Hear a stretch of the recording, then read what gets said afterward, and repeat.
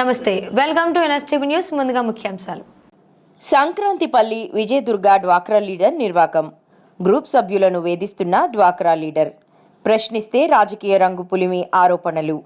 బంగారుపాలెం మండల పరిధిలోని సంక్రాంతిపల్లి గ్రామ పంచాయతీలో విజయదుర్గ ఎస్హెచ్జి డ్వాక్రా సంఘం అధ్యక్షురాలు భార్గవి సహచార సభ్యురాలు విజయతో కలిసి గ్రూప్ను సక్రమంగా జరపకుండా సభ్యులపై వేధింపులకు పాల్పడుతున్నట్లు గ్రూప్ సభ్యులు ఆవేదన వ్యక్తం చేశారు.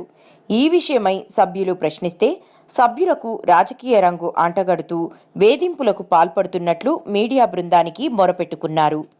గ్రూప్ సమావేశ సమయానికి రాకుండా తాను ఉన్నప్పుడే సమావేశం జరగాలని ధోరణితో వ్యవహరించడం, గ్రూప్ సభ్యులను రాత్రి 10 గంటల సమయంలో సమావేశానికి రావాలని ఆదేశించడం జరుగుతోంది.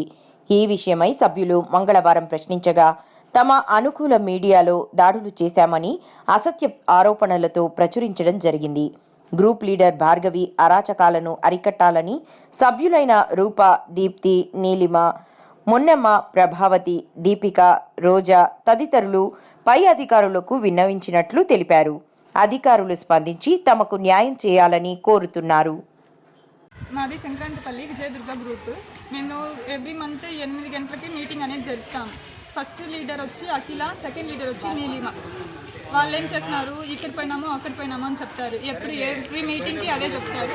ఈ మంత్ సేమ్ అదే.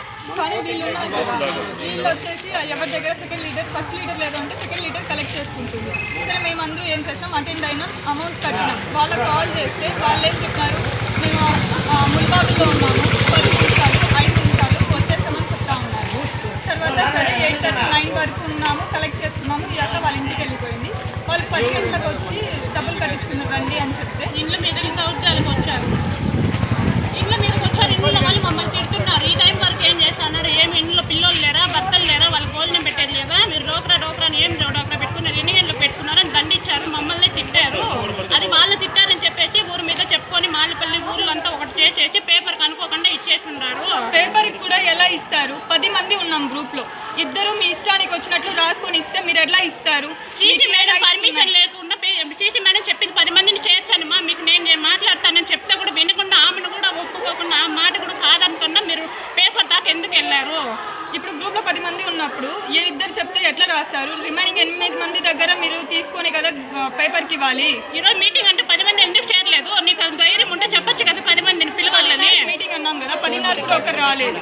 ఫోన్లో రికార్డులు పెట్టుకునేది. ఏం రికార్డులు చేసేది? వాళ్ళకి ఫోన్లు కలిపేది, హస్బెండ్కి వైఫ్కి వాళ్ళ మాటలు వీళ్ళకి, వీళ్ళ మాటలు వాళ్ళకి వినిపించి రంపులు పెట్టే పనులు కూడా చేస్తాను సార్ ఊర్లో. ఇలాంటి వాళ్ళు మా గ్రూప్లో మాకు అవసరం లేదు. వాళ్ళిద్దరిని వాళ్ళు పెట్టేట్టుకంటే మమ్మల్ని తీసేయండి. మేమైతే ఉండదలుచుకోలేదాము. లేదంటే మేము 8 మంది గ్రూప్ నుంచి వెళ్ళిపోతాము. అవసరమే లేదు. గ్రూప్ రన్ చేసుకోమని చెప్పండి. అంతే సార్. పార్టీ పరంగా చేశానా? ఫోన్ చేశాను మేడం మీకు. ఎవరు చేసినా నువ్వు కూడా చేసావు, నాకు నువ్వు కూడా చేస్తావు. మీటింగ్ జరిగింది.